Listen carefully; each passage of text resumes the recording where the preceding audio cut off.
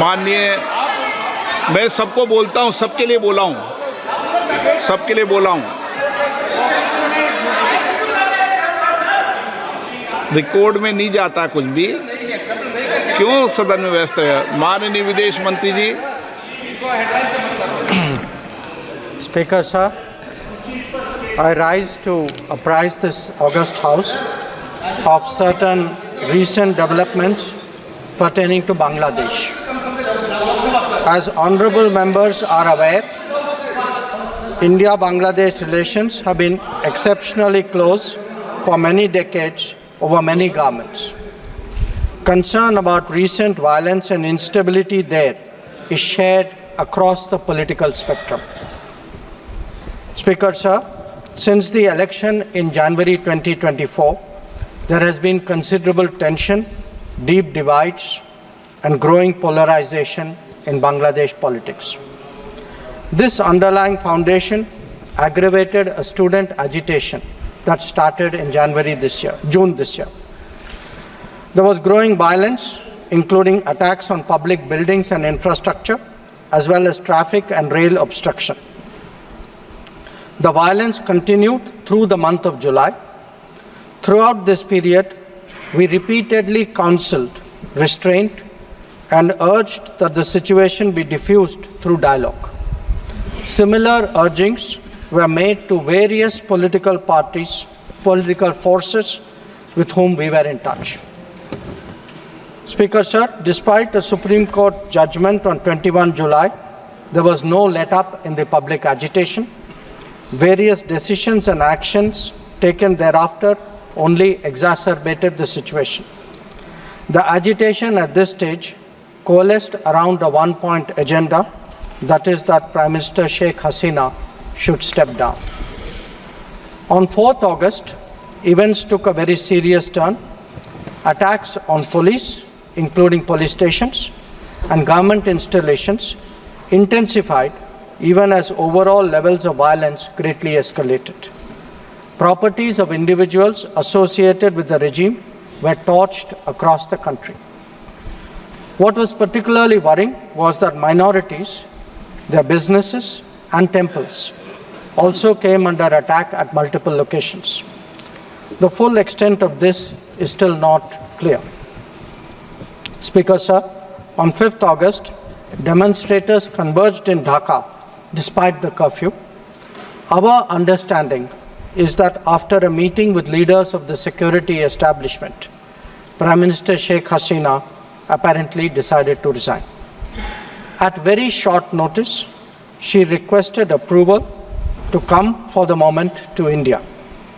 We simultaneously received a request for flight clearance from the Bangladesh authorities.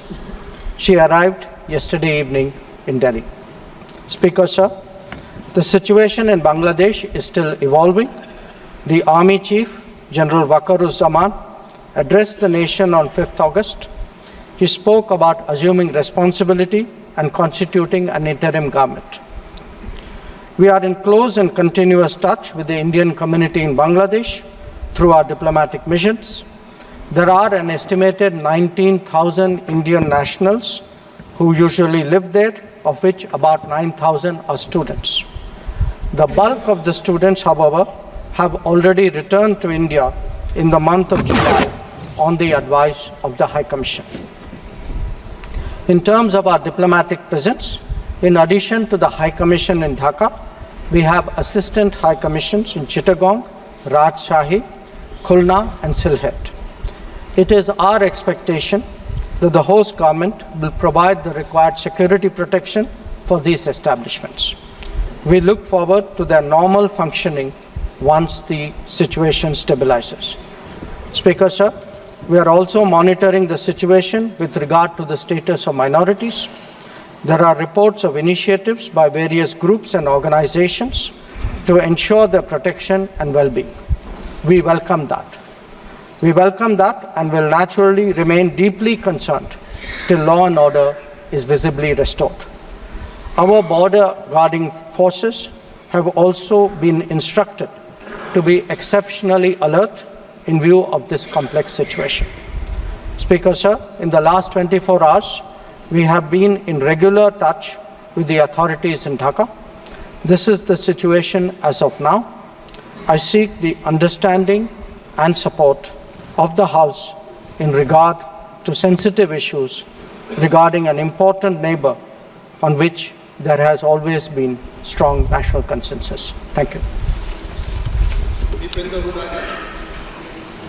सभापति महोदया, 1962 में जब चीन ने भारत को हरा दिया और लगा कि फोर्स की कमी है, तो भारत में 1962-63 में नेहरू जी ने शॉर्ट सर्विस कमीशन लाया। ऐसा नहीं है कि केवल फौज के लिए जो है अभी 5 साल का अग्निवीर स्कीम आया है, इसके पहले भी इस देश में 1962 में शॉर्ट सर्विस कमीशन आ गया।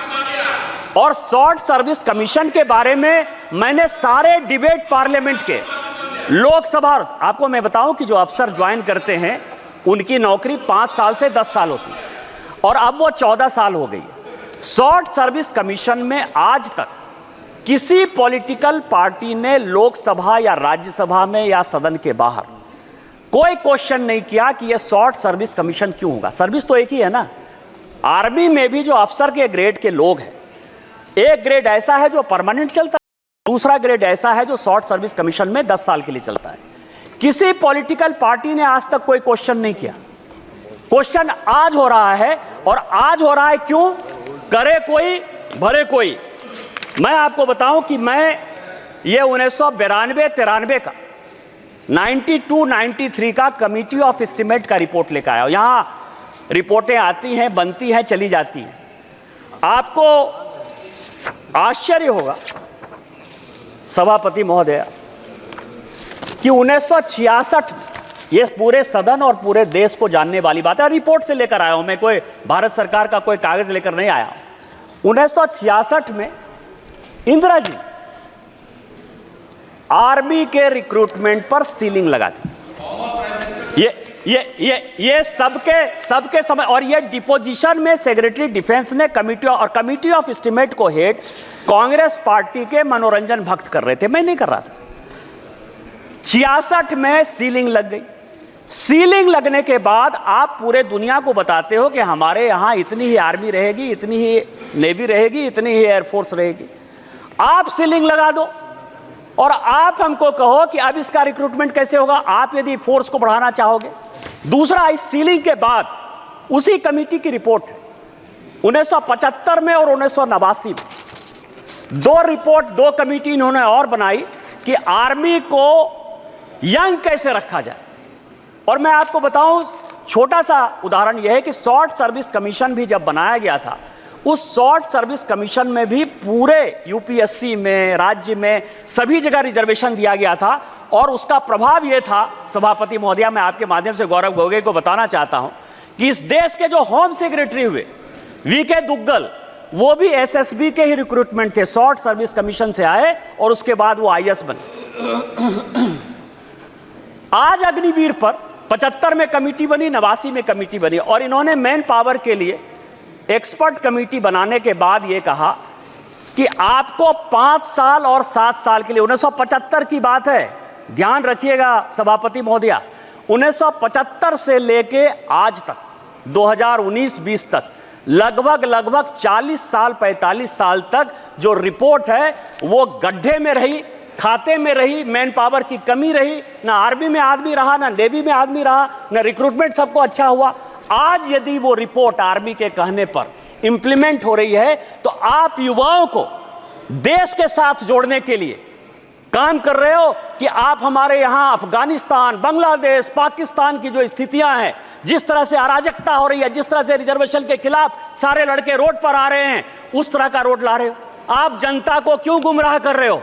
यह दूसरा सवाल है जिसमें कि हम बच्चों को एंगल टैक्स लगा के, एंगल टैक्स खत्म करके, जिसमें बच्चों का कॉर्पोरेट टैक्स 18% करके बच्चों को हम रोजगार देना चाहते हैं, और आप उसमें अराजकता पैदा करना चाहते हो। तीसरा जो इंपॉर्टेंट पॉइंट है कि मैंने बहुत सुना AA,